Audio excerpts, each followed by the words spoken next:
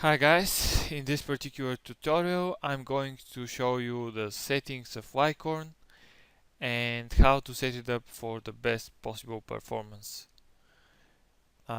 We have a lot of ground to cover and we're going to cover all of the options, all of the settings that Licorne gives you the opportunity to set up. So the first one is the link analyzer. This value represents the number of links, the number of sites that the link analyzer will analyze at any given moment. Uh, Obviously, the higher you set this value, the faster the link analyzer will work, but only as long as you have a decent internet connection and a powerful PC. So experiment with this value.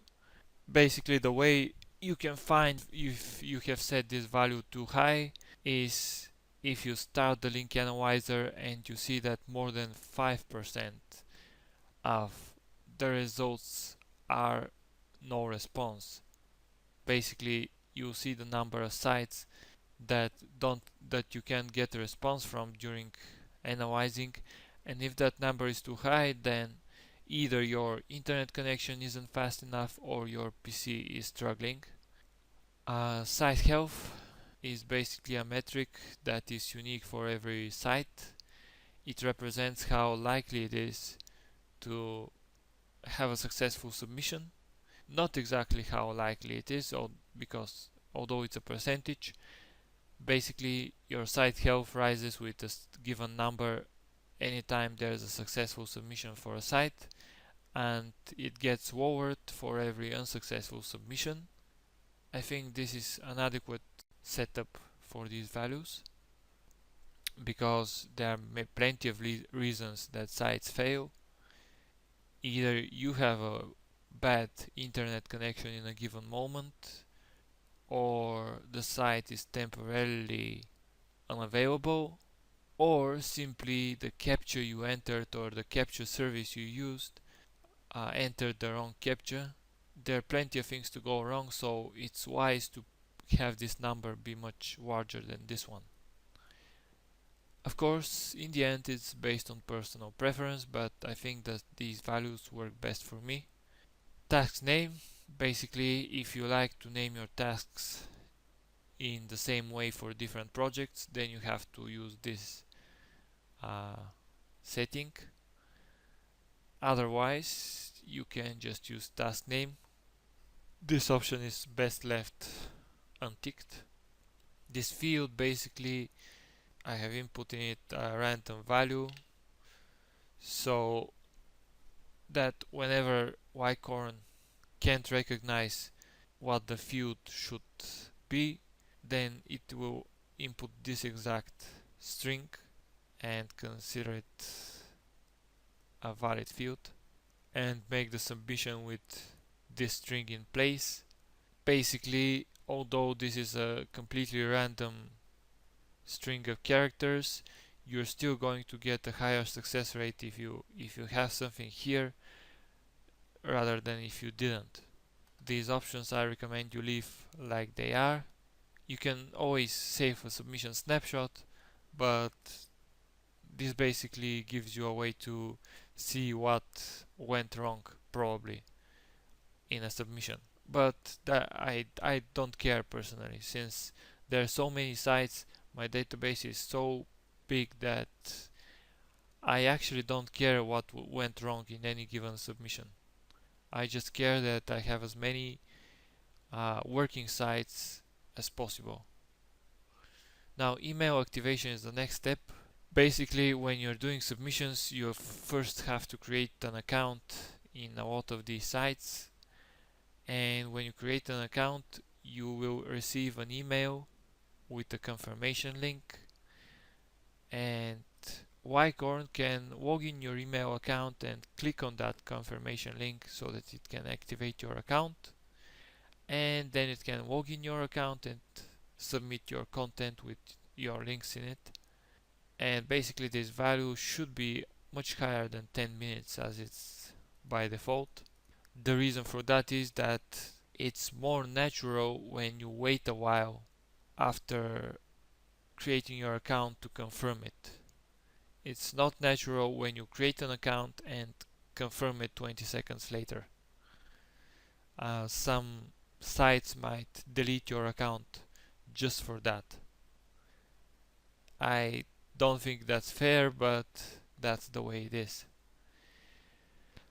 This option basically gives you a way to set up how many retries should Licorne do for every site it fails to submit to.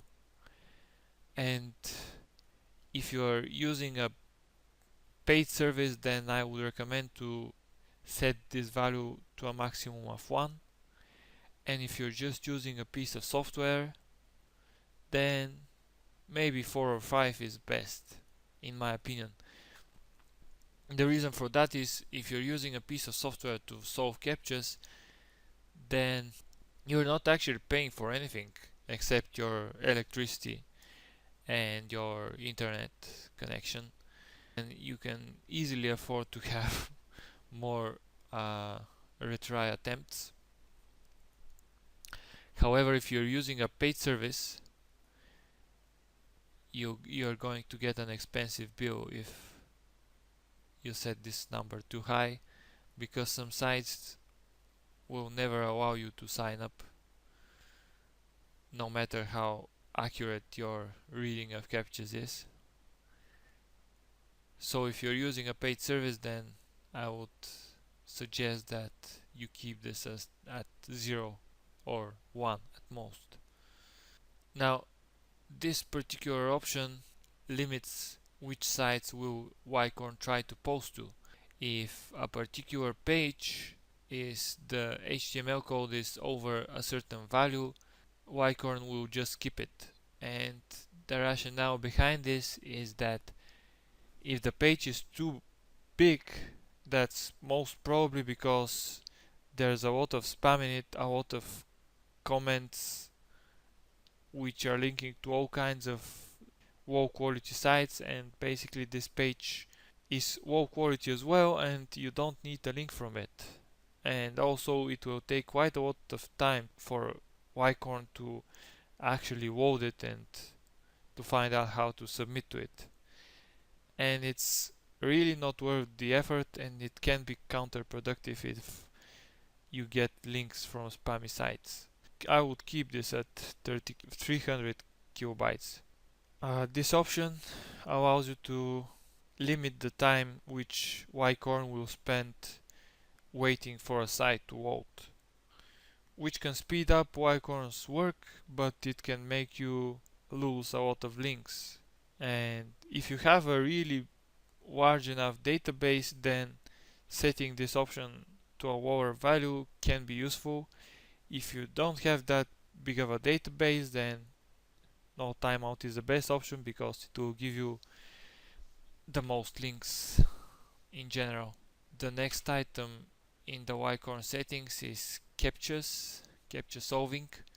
Basically, you have 3 possible solutions for captchas. You can either skip directories with captchas, which is highly not recommended because most of the directories have captchas and you won't be getting many links, and the links you will be getting are most probably links from low quality sites. So you have to submit to sites which have captchas, and you can either solve the captchas yourself, which is a long and tiresome process, or you can use some automated captcha solving solution. You can either use a piece of software such as these two. However, keep in mind that they have a relatively low success rate, so you'll still be getting a lot of failed submissions. Or you can use one of the paid services. Personally, I use that by Captcha since it's the cheapest and it's still quite effective.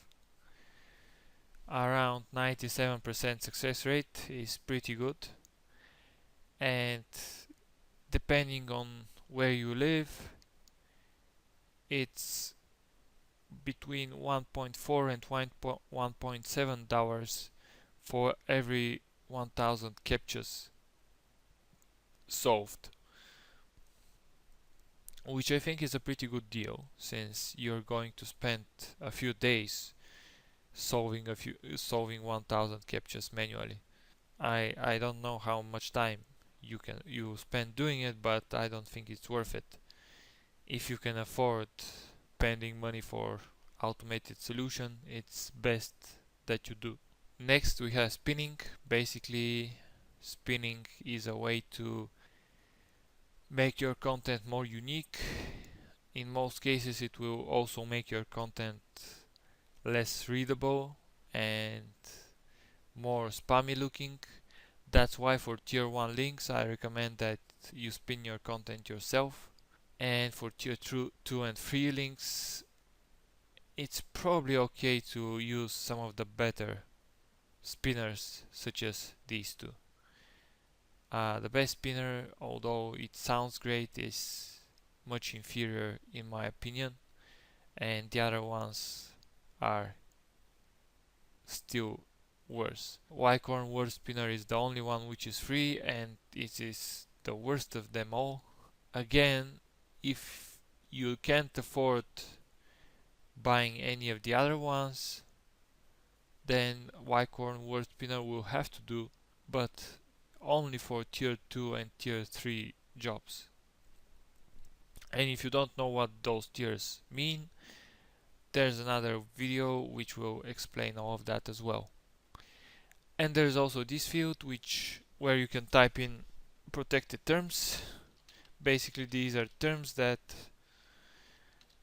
any spinner will skip and leave them as they are, which is useful if you want to manipulate the keyword density of an article, or if you just don't trust that the spinner will spin those exact words correctly. Next we have this tab where you can set up the settings for generating content automatically. I think that's a very bad idea, so I'm not even going to comment on that. Titles, anchor texts, and URLs all have to be manually spun. Report, this is this option. Basically when you click it and you have a project which has done some submissions, you get a report saying what type of links you have made, and all kinds of colorful graphics. You can change the report caption, which is useful if you're going to send that report to a client, if you're doing client SEO. That's all that this tab has to offer. Copyscape is a service that checks your content and basically checks if it's unique. If any other checks if any other site on the internet has an article that is similar to yours. Basically, if it's unique, then you're safer submitting it and linking from it to your sites. If it's not unique, then you probably have to use it for... Well, actually, I don't think you should use it at all if it's not unique. At least, basically, general rule of thumb is that your content has to be very unique even for tier 2 and tier 3 links. So you have to have unique content one way or another. Anonymity, this basically represents the browser engine which Licorne will simulate when it logs into a website to try and submit your content. And basically you shouldn't mess with this at all. There's no reason to. Pinger is another option that could be useful. Basically, when you submit your content to different sites and that content gets published, you get links to your sites. But if those particular pages are not seen by Google, then those links cannot give your site power, cannot give it link juice. And that's why it's useful to have some way to stimulate Google to index those pages and to take into account those links. These four services are four ways to do it. Personally, I think that tier 2 link building is enough to have your tier 1 pages indexed, and tier 3 link building is enough to get your tier 2 pages indexed. I don't think you should use any of those services, especially since they're paid. My opinion is that you should skip this tab as well. Appearance, you can change the theme of Licorne. Basically, you have quite a lot of themes you can choose from, and some of them are quite nice. I'm sticking with this one. However, well, yeah, I haven't specified a captcha solving service. Whatever. So, this function I'm not using it personally because I think it's useless. You can track how many times people have clicked on the links you have built to go to your sites. That is almost useless in my opinion, since the links you're building are not so that you can get direct traffic. They're so that your site is perceived as more valuable from Google and you climb up in the rankings. So I don't think this is useful at all. These two services are content generation services. Basically, this is a very lazy way to generate content for your link building campaigns. Again, you can just input your credentials here, and then when you create a new project, a new task, you're going to be able to use these services to generate content instead of writing it yourself. However, again, I think that writing and spinning your content yourself is the best way to ensure that your site will climb up in the rankings instead of getting penalized. And lastly, you have notifications. You can have Licorne notify you when a certain task is completed, and you can even specify the sound that it makes when that happens. I guess these are all the settings that Licorne has. I hope this video has been useful. As always, if you have any questions, ask in the comments section. Thank you for watching and have a nice day.